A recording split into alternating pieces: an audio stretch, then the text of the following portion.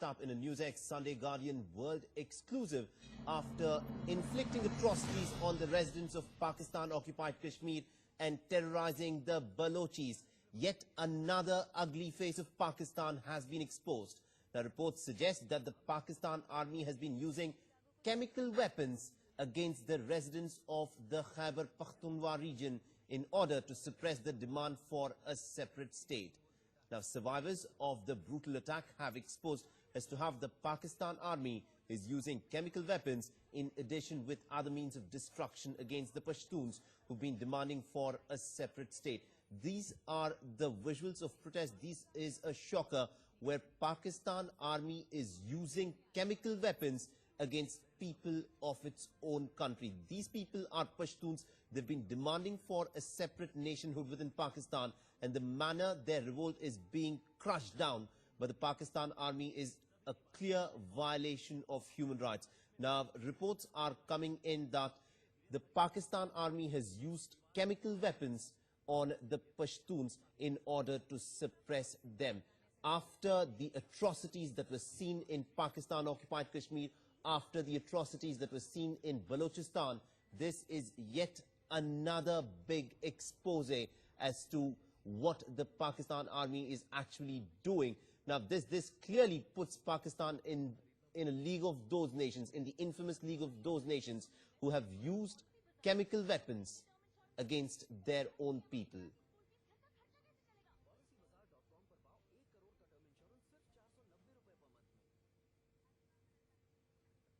And also to discuss more on this, we are joined in by our Sunday Guardian reporter, Ariba Falak. Now, Ariba, if I may come to you, this is a shocker. Everyone witnessed what Pakistan was doing in Pakistan-occupied Kashmir. Everyone knew what they were trying to do in Balochistan, the manner in which the brutal suppression which the Pakistan army was resorting to. But this is something new. Even in the Pakhtunkhwa region, this is what the Pakistan army is resorting to. Shed some more light on this. So the incident that we are reporting right now, the pictures that we are showing is of members who come from the same family. They used to live in Waziristan, where they were bombarded by chemical weapons, allegedly by Pakistan army. So once they were able to escape Waziristan, they went into Bannu. Bannu is a region where, according to a WHO 2014 report, there are approximately 950,000 IDPs living in this region. IDPs are internally displaced people who have fled Waziristan and other regions in FATA, federally administrative tribal areas, to escape Pakistan Army's war against the militants living in the region. So these people, when they came to Bannu, the doctors examined them, and that was only at that time were they were able to understand that, okay, so we have been infected by the chemical weapons. The situation is really bad. The separatist leaders who are trying to promote the cause are right now demanding that the international human rights organizations should be intervening. They should stop use of chemical weapons by Pakistan army. As I've already told you, there are 950,000 people according to a 2014 report. We don't know how many people are currently affected by this. Absolutely, Ariba. You know, the visuals that we are looking at are extremely disturbing. They're so disturbing that we've got to blur some of those images that we are showing in. Now, Pakistan is clearly in violation of the Geneva Conventions. Do we know at all as to what are these chemical weapons that are being used by Pakistan against its own people? I'm sorry, I couldn't. Hello? Do we have any information as to what these chemical weapons are? What is the nature of these chemical weapons No. that are being used by Pakistan against its own people? The problem is that the doctors there are very limited, and not all of them have expertise to understand what is the nature of these chemical weapons. So which is why we have limited information on what kind of weapons these are, and we only know that Pakistan Air Force drops them on the people. Right, and right. Ariba, do bomb. continue to stay on with us. We also joined in over the phone line by Umar Daud, who's one of the separatist leaders in Pakistan belonging to the Pashtuns. Mr. Daud, this is something that's taken a lot of people by shock. You know, the atrocities committed by Pakistan, this is something that was quite well known in Balochistan and Pakistan-occupied Kashmir, but the exact same strategy is being used by Pakistan even in the Pakhtunkhwa region. What more can you tell us about this? Actually, Pakistan is a black hole of human rights violations. So Pakistan has been using chemical weapons since long, even since my childhood when I was in 8th class in 2003. I remember. But very recently, there have been about tens of families who have been affected by use of the chemical weapons which the Pakistani F-16 dropped on the people of Waziristan and tribal agency. And as you see in the picture that I sent you, you can see a family, a whole family, which is the victim of chemical weapons. And there is no journalist or media which can enter into Waziristan because it is heavily cordoned off by Pakistan militaries. So that's why no one can report from that area. But that family was displaced from the war zone to the nearby district Banu, where people approached them and people did fundraising for them. But the doctors, they didn't want to disclose or leak this information because they were threatened. And they were whispering among one another that the Pakistan army is using chemical weapons against civilians. And also, Mr. Umar Daud Khattak, when we look at what is happening here, this is a very, very serious violation of essential human rights of the Geneva Convention. And do we know of the extent to which these kind of atrocities have been committed in the Pakhtunkhwa region?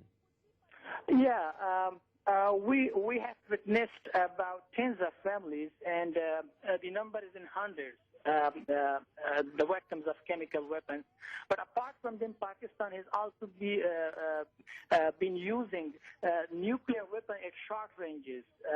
They do nuclear tests in Balochistan and Waziristan and tribal agencies, which affect the people, and the newborn babies, they're affected.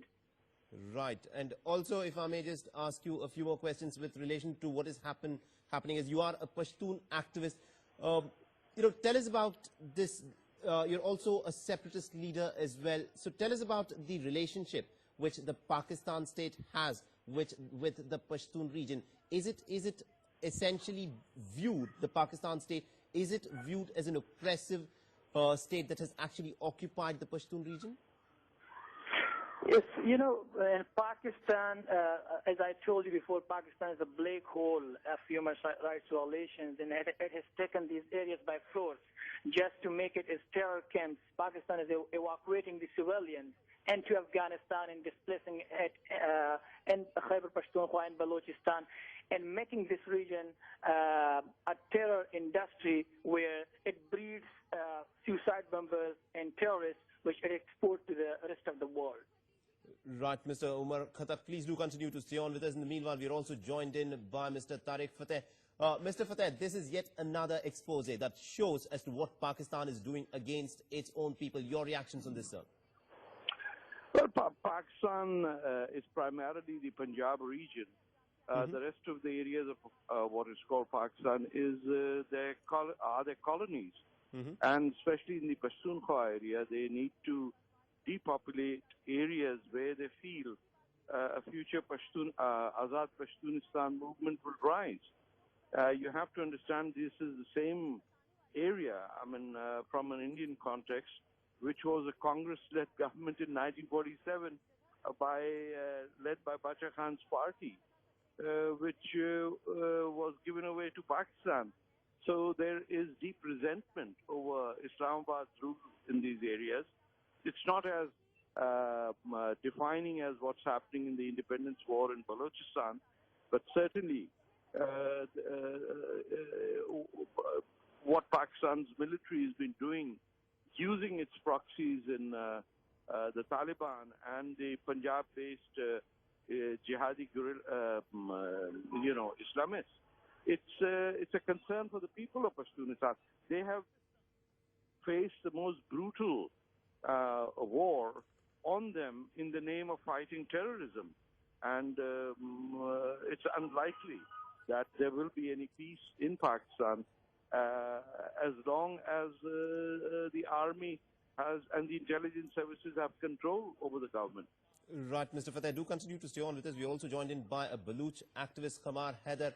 Mr. Haider, everyone was aware of what Pakistan was doing in Balochistan, but now these are shocking visuals and shocking reports that are coming out from the Pashtun region as well. Does this take you by surprise at all as to what the Pakistan army is doing in order to suppress a kind of a rebellion by the people there?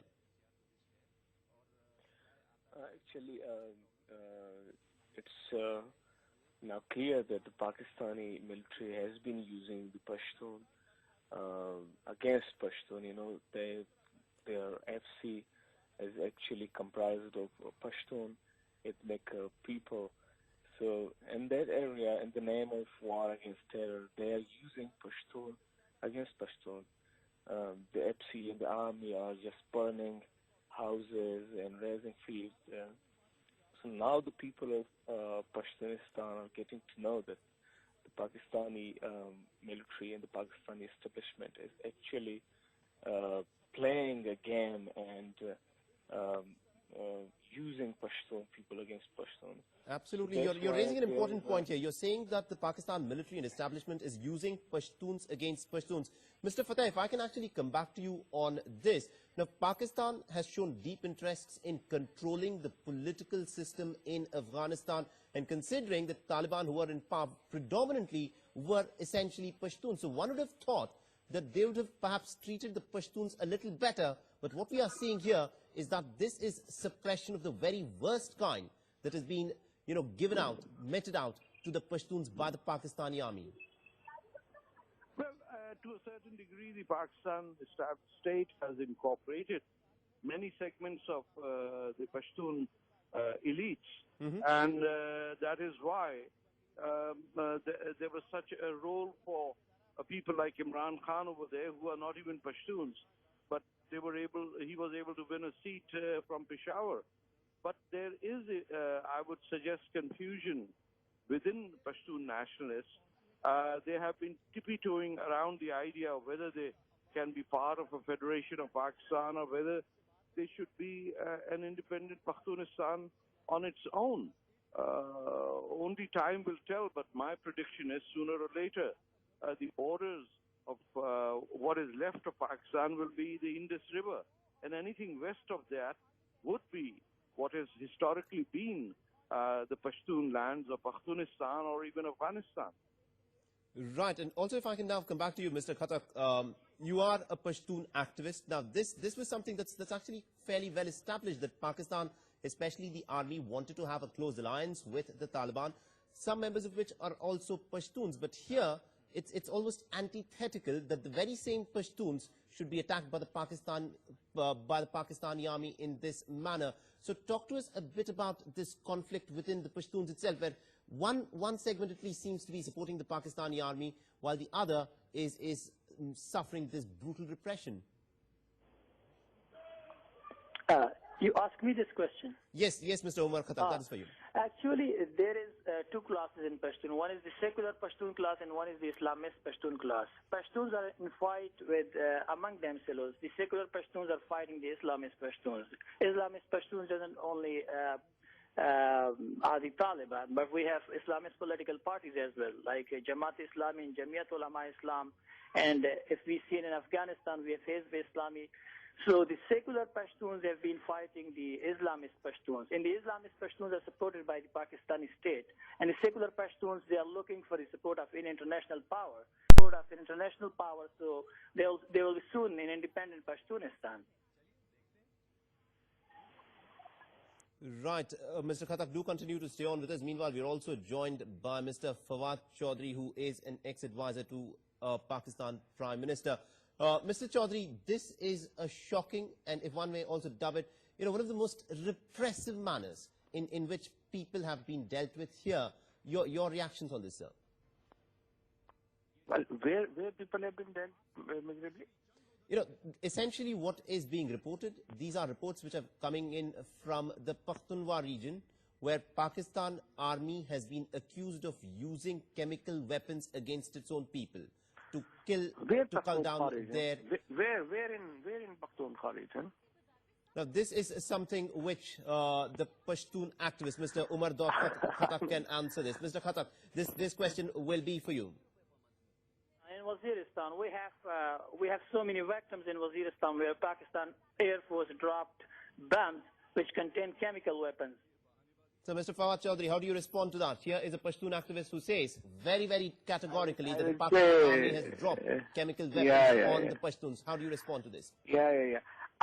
Okay. Now, my first demand and request or whatever will be that first always verify your facts and don't go for every Tom, Dick, and Harry who has come to you and bashing Pakistan for everything.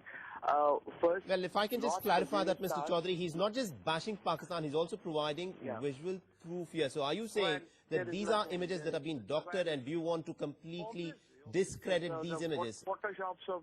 Photoshops are available everywhere, so that's not the problem. So just first here's the facts. North Waziristan is an area on the border of Afghanistan and Pakistan, and the army operation has almost concluded there, and the operation was conducted there on the demand of international, after the UN sanctions and after that the UN and the rest of the world's pressure against the extremists. So North Waziristan was hub of the extremists, and Pakistan Army has conducted a very, very successful operation praised by every nation of the world, including India. In fact, India has also supported that operation against Taliban. India is a signatory to UN resolution against Taliban. So it's not about the operation in Pakhtunkhwa region, it's the operation against the Taliban and Al-Qaeda. And if you want to see, on Mr. Chaudhary, when you say that the Pakistan Army has been, if I can just interrupt you there, if you say that the Pakistan Army has been going against, has carried out an operation against the Taliban, in a complete blanket manner, not a lot of people will believe, because it is very, very clearly understood by a lot of people that Taliban in many ways has been supported by the Pakistan establishment. So when you say that it was the Taliban that the Pakistan establishment was going after, does not hold water. Well, see, that is a controversy that India would like to rope in. But as far as this North Waziristan, this specific issue which you are talking about is concerned, every country in the world, including India, has supported that operation. And if your channel would like to support Al-Qaeda and Taliban on that, no, hang on. Let me actually put it this way.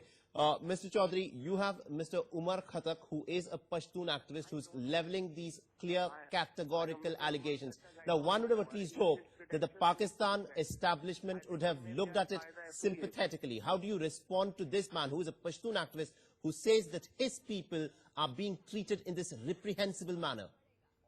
Now, there must be some level of humanity. You cannot just brush this aside. I mean, any Tom, Dick, and Harry can come on Indian television by bashing Pakistan. I don't know who Umar Khattak is. And he may be an Al-Qaeda or Taliban affiliate. Who knows? That's a very simple strategy you're using. You're discrediting another person who's coming out and pointing fingers at you. You're essentially saying that he could be a terrorist. You are saying that he could be Taliban, he could be Al-Qaeda. But the fact of the matter is, this is not the approach that needs to be taken in these matters. He may be a runaway Taliban guy. Who knows? But here you are making baseless allegations. Mr. Chaudhary, you are making baseless allegations. You've got nothing to prove. He's at least backing it with some photographic evidence which he's willing to back up.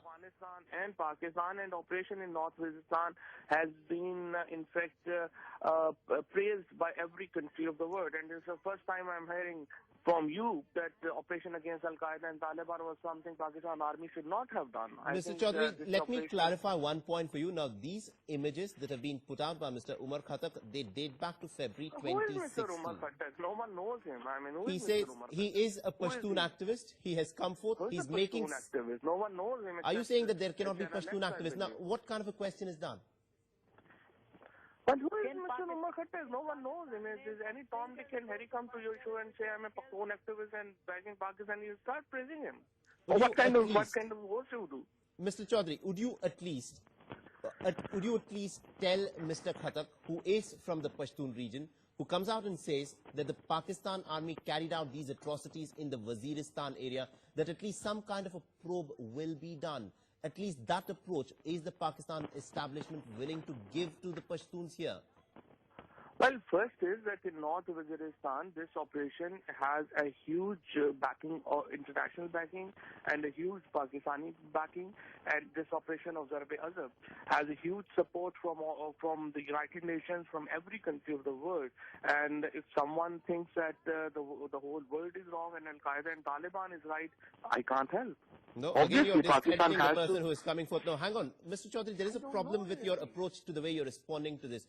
Now, what he's saying is that chemical weapons were used in the operations in Waziristan. And the way you're responding is you're dubbing him to be someone from Al-Qaeda or Taliban. Is that even fair, Mr. Chaudhary? The problem is this operation has been praised. But let me ask you a very straight question. Mr. Chaudhary, take the question here.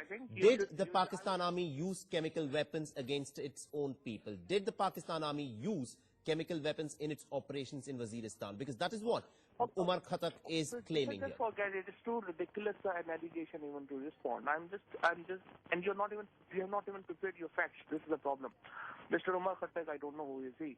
But right now, the issue is... Well, you say you do not know who Umar Khattak is. You say you're not willing to even look into the allegations that are put forth here. He's backing it up with proof, while on the other hand, you're trying to discredit him. That is the approach that you're taking. Now, we're also joined in by Ariba Falak, our correspondent, who's got this exclusive. Ariba, this is a classic example of discrediting a person who has come forth with some proof, saying that, look, chemical weapons were used in this case, and the Pakistan establishment does not even want to, say, let's look at what has happened. They're just trying to discredit the person who's come forth with this proof. So see, when Mr. Fawad is saying that they have no information on who are these people, and that this is an operation which has been universally recognized, he is right in that yes, in 2001, United States of America had given aid to Pakistan to fight the militants in Fata region. So yes, the world knows about that the Pakistan Army is fighting. But the allegation, or let's say the claim that the separatist leader of Pashtunistan put ahead is that while they are fighting these while they are fighting these militants, they are hurting the civilians. That is the point of the story, that even though you are fighting the bad guys, you're not supposed to hurt the people who have nothing to do with this whole problem. The family in this picture is a civilian. They don't have any religious extremism problem going on. They are not extremists, but still they are the ones who are getting affected by these chemical weapons. And that is the whole point of this report.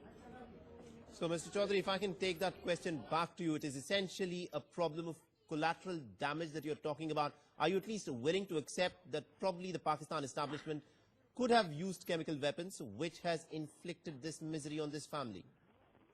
First, obviously, thank you very much for recognizing the little bit of truth in that the Pakistan Army is fighting the bad people there, and the world knows about it, and the world has a sanction of this operation and pays for this operation. Now, as far as the collateral damage is concerned, I can tell you there was a huge process through which people were asked to move from that area. So now, right now, in Bannu area, that is next settled district in KP, we have millions of refugees there, and there is no civilians. There are no civilians in North Waziristan and in area where Zarb-e-Azab is going. So the issue of collateral damage is not possible, because there is all the IDPs, internally displaced persons, have been settled in other districts temporarily, and now in fact, Pakistan is asking the world to help Pakistan to resettle these people, because the operation is almost close to end. So I think, and even India has supported that operation. I don't know how come the Indian media is trying to defame this operation, because it has official support of even India, even the whole world. So I think this Mr. Umar Khattak, whoever he is, he's just are you at least willing to talk? Pakistan, no, hang on a second. No, before you try, go on this rant of trying to discredit this person, are you at least willing to listen to the grievances which Umar Khattak wants to put forth? Is willing to perhaps, acknowledge that yes, there could have been collateral damage that could have taken place, because there are, as you yourself admitted, a lot of people. There cannot be a collateral damage, because the people have already been moved from that area. So collateral damage is where there are civilians, where there are people, innocent people there, but there's a war going on. So people have already been placed to other areas. There are no people. How can there be collateral damage? Right. So that is the approach of the Pakistan establishment. One would believe that there was no collateral damage, but we'd have to leave it there. Thank you very much indeed, Mr. Fawad Chaudhary, Mr. Khattak, Mr. Tariq Fateh, and all the others for joining us. We'll slip into a short break. More news and updates will continue on the other side. Stay tuned.